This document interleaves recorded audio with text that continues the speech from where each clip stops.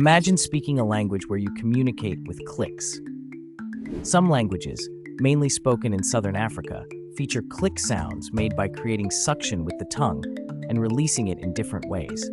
These sounds can serve as regular letters, just like vowels and consonants. The origins of click sounds are ancient, possibly tracing back tens of thousands of years. They are an important part of the identity and culture of the people who speak them.